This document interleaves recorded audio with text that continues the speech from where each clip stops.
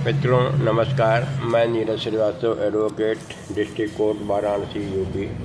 मैं आपके बीच BNSS का चैप्टर 8 जो कि प्रॉपर्टी के कुर्की संपारण यानी अटैचमेंट और फॉरफीचर। अटैचमेंट का मतलब फ्रीज कर लिया गया और फॉरफीचर का मतलब कि कोई मुकदमा डिसाइड हो गया तो उसको जो है डिस्पोज ऑफ कर दिया गया। फॉरफीट मतलब समाप्त कर दिया गया, फॉरफीचर। तो चैप्टर 8 जो है ये प्रॉपर्टी को कैसे कुर्की किया जाएगा, कैसे संपारण किया जाएगा, ये चैप्टर जो है चैप्टर 8 जो था BNSS का है वही CRPC का चैप्टर 7 क करके था। लगभग सेक्शन सब वही हैं, परिभाषा भी लगभग वही है। हम लोग थोड़ा सा उसका ब्रीफ में रिवीजन करना चाहेंगे। इसका सेक्शन जो है BNSS का 111 से लेके 124 के बीच में है। और ये जो है 7 का जो CRPC का था 105 घ अंगा करके ये चैप्टर रहा है। तो सेक्शन 111 जो है कि परिभाषा बताता है संविदाकारी जैसे राज्य हैं जिन कंट्री के बीच में ट्रीटी हो, संधि हो, संविदा हो, समझौता हो, जैसे भारतवर्ष का किसी अन्य देश से समझौता हो कि अगर कोई क्राइम इस देश में किया करके कोई अपराधी भागता है तो वहाँ से उसका प्रत्यर्पण ट्रांजैक्शन कैसे होगा, कैसे वापस लाया जाएगा। अगर कंट्री के बीच में संविदा, इसमें दिया संविदाकारी राज्य की परिभाषा है का मतलब सेंस यही है जिसके जिन देशों के बीच में ट्रीटी हुई हो, संधि हो। फिर आता है इसी में डेफिनेशन में दिया है पहचान करना। अब संपत्ति कोई जो है किसी क्राइम में है उसका आइडेंटिफिकेशन, पहचान करना क्या है। जो कि प्रॉपर्टी जो है किसी क्राइम से अटैच है, जुड़ी हुई है, तो उसको पहचान करना दे दिया है। फिर दे रहा है अपराध की आगम है, जैसे अपराध की आगम से आपराधिक क्रियाकलापों का परिणाम स्वरूप, मतलब अपराध होने वाले हैं वो उनका दे रहा है। अपराध के आगम मतलब इन फ्यूचर होने वाले हैं, उनकी डेफिनेशन। संपत्ति का मतलब है भौतिक, अभौतिक भी है, जंगम अजंगम भी है, मूर्त अमूर्त है। मतलब कैश भी हो सकता है, ज़मीन भी हो सकती है, सम्मान भी हो सकता है।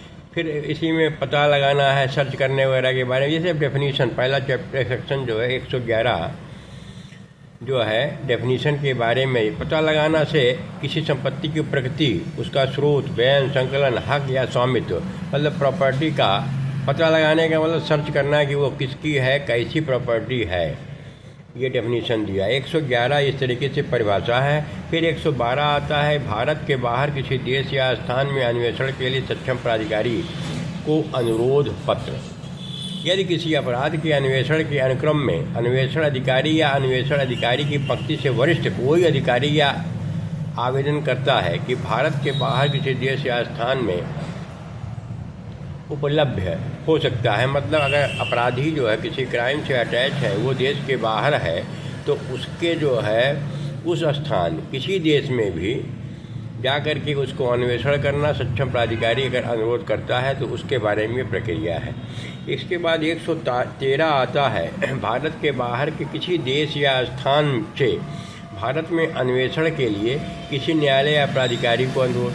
अब बात वही है, भारत के बाहर के किसी देश या स्थान से भारत में अन्वेषण, यानी कोई दूसरे देश का है, किसी देश का है, और वो जो है भारतवर्ष में कोई अपराधी आ गया है, तो वही प्रक्रिया जो है कैसे न्यायालय में आकर के रिक्वेस्ट करेगा कि अन्वेषण कैसे करेगा, कोर्ट को रिक्वेस्ट करने के बारे में 113 बताता है। यानी भारत के अंदर कोई अपराधी आ गया है दूसरे देश से, तो भारत के न्यायालय से कैसे रिक्वेस्ट होगा, कैसे अनुरोध किया जाएगा अन्वेषण करने के बारे में यह बताता है। फिर आता है 114 सेक्शन 114 जो कि 105 ख है।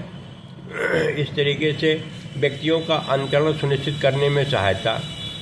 जो ट्रीटी वाले कंट्री हैं, जिनसे संविदाकारी देश हैं, जहाँ पर संधि है कि अपराधी जो है हमारे देश से आपके देश में जाएगा, उनके देश से हमारे में आएगा, तो ट्रांजिट किया जाएगा। ट्रांसफ़र करने के बाद है मूल्य एक्यूज जो है उस देश से यहाँ से वहाँ जाने का सुनिश्चित करने में सहायता, व्यक्तियों का अंतरण ट्रांसफ़र।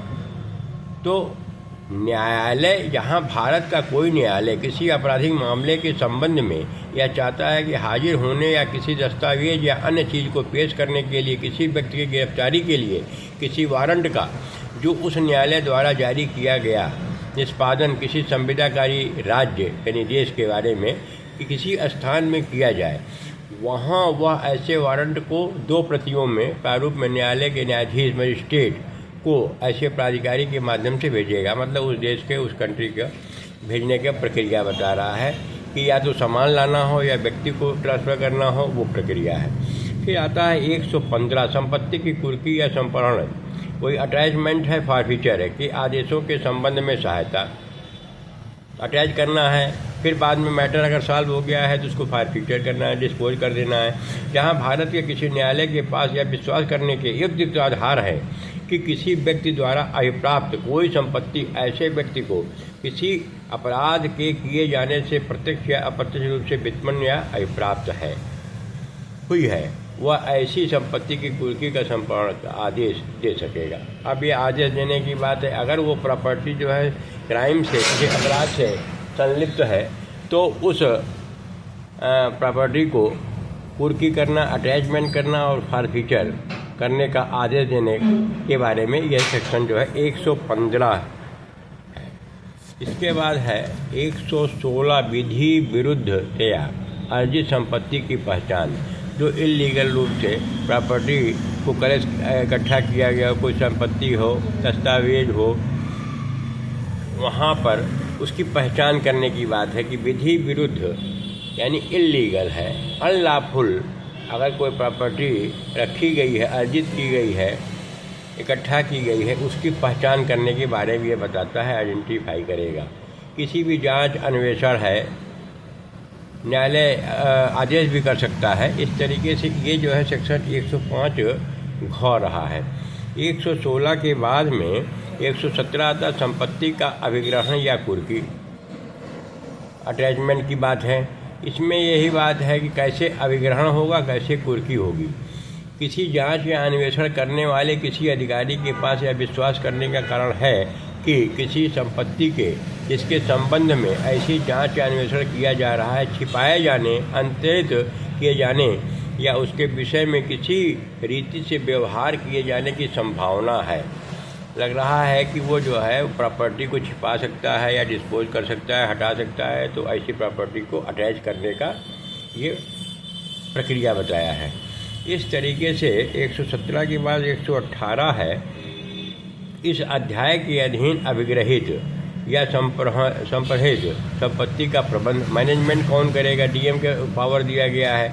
कोई भी संपत्ति हो, चुराई हुई संपत्ति हो, जानवर हो, सामान हो, जंगम हो, अजंगम हो, तो उसको जो है मैनेज करने का सरकार का मतलब डीएम, जिला मजिस्ट्रेट को ये व्यवस्था दी गई है कैसे उसको जो है प्रबंध करेगा रखने का। कभी कभी हम लोग देखते हैं जानवर का भी जो है बरामदगी हो जाती है, ऊँट है, जानवर है, गाय है, भैंस, उसको भी रखने का डीएम सरकार को कैसे प्रबंध करेगा उसके बारे में 118 ये बताता है। 119 आता है संपत्ति के संपहरण की सूचना। इसमें देता है कि सूचना देने की बात है कि अगर जांच, अन्वेषण या सर्वेक्षण के परिणाम स्वरूप न्यायालय के पास यह विश्वास करने का कारण है कि सभी या कोई संपत्ति अपराध का आगम है, यानी होने वाला है, क्राइम है उस संपत्ति से, तो वह ऐसे व्यक्ति पर ऐसी सूचना की तामील, मतलब उसको नोटिस जारी करेगा कि आपकी संपत्ति जो है अब फॉरफीचर की जाएगी। उसका सूचना देने का ये प्रक्रिया बताता है। फिर आता है 120 का मतलब है संपत्ति, कतिपय मामलों में संपत्ति का संपहरण। अब कुछ जो है forfeiture of the property in certain cases, विशेष परिस्थितियों में अब फॉरफीचर का मतलब है डिस्पोजल करना है, निकालना है, तो समाप्त करना है, तो उसका जो है प्रक्रिया के बारे में 120 बताता है। फिर आता है 121 संपहरण के बदले में जुर्माना, जहां न्यायालय यह घोषणा करता है कि कोई संपत्ति या केंद्र सरकार को संपत्ति हो गई है, अब फॉरफीचर मतलब हो गई है, तो ऐसा मामला जहां ऐसी संपत्ति के केवल कुछ भाग का स्रोत न्यायालय को समाधानप्रद रूप से साबित नहीं किया गया है, वहाँ वह प्रभावित व्यक्ति को संप्रहण के बदले में, मतलब अगर संपादित करनी है और नहीं कर पा रहा है, फॉरफीचर करना है, फॉरफीचर नहीं कर पा रहा है, कुछ पार्ट गड़बड़ हो गया है, रुक गया है, उसके बदले में अब सरकार जो है, कोर्ट जो है, वसूली तो सरकार के माध्यम से ही होगी जुर्माने की, लेकिन कोर्ट जो है ऐसा आर्डर दे सकती है कि जो पार्ट जो है फॉरफीचर नहीं हो पाए हैं उनके बदले में जुर्माना अदा करे वो आदमी। जुर्माना का मतलब पैसे से मतलब है। 122 आता है धारा जो है, कुछ अंतरणों का अकृत और शून्य होना, certain transfer to be null and void. कुछ प्रॉपर्टी जो है सूचना जारी करने के पश्चात दे रहा है, उक्त आदेश या सूचना में निर्दिष्ट कोई संपत्ति किसी भी रीति से अंतरित कर दी जाती है, वहाँ इस अध्याय के अधीन कार्रवाइयों के प्रयोजनों के लिए ऐसे अंतरणों पर ध्यान नहीं दिया जाएगा। और यदि ऐसी संपत्ति जो है केंद्र सरकार को संपादित हो जाती है तो ऐसी संपत्ति का अंतरण अकृत और शून्य समझा जाएगा। अगर कोई विधिक त्रुटि हो गई है और ट्रांसफ़र हो गया है और तो वो जो है उस ट्रांसफ़र को जो है शून्य मानने की बात ये कह रहा है। 105 ईया था ये CRPC का, 122 इसका है अगर कोई विधिक त्रुटि हुई है तो। फिर आता है 123 है अनुरोध पत्र की बाबत प्रक्रिया। अनुरोध का मतलब ये है कि रिक्वेस्ट करना है।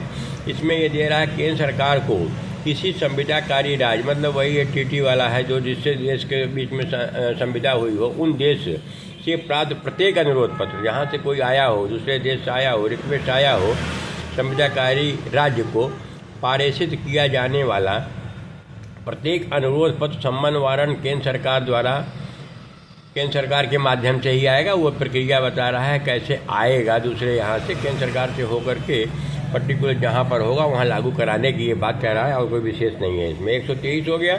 124 बताता है कि केंद्र सरकार राजपत्र में अधिसूचना द्वारा यह निर्देश दे सकेगी कि ऐसे संविदाकारी राज्य के संबंध में जिसके साथ व्यतिकारी व्यवस्था की गई है, इस अध्याय का लागू होना ऐसी शर्तों, अपवादों, अर्हताओं के अधीन होगा जो उक्त अधिसूचना, मतलब गजट नोटिफिकेशन जारी करने की बात है। अगर जो है केंद्र सरकार ने अपना जो है राजपत्र में, गजट में कोई प्रकाशन किया हुआ है तो इस अध्याय का लागू होना मतलब इस चैप्टर से प्रक्रिया लागू होगी और जो गजट में आएगा, गजट दिया गया होगा, सूचना जारी की गई, निर्दिष्ट मतलब पर्टिकुलर गजट अगर आया होगा, कोई सूचना नोटिफिकेशन होगा तो उसके अकॉर्डिंग सारा जो है ये अटैचमेंट और फॉरफीचर की प्रक्रिया अपनाई जाएगी। इस तरीके से छोटा सा जानकारी आप लोगों के बीच में शेयर किया गया। पुनः मैं किसी अन्य टॉपिक पे आपके बीच उपस्थित होऊंगा। तब तक के लिए धन्यवाद, नमस्कार।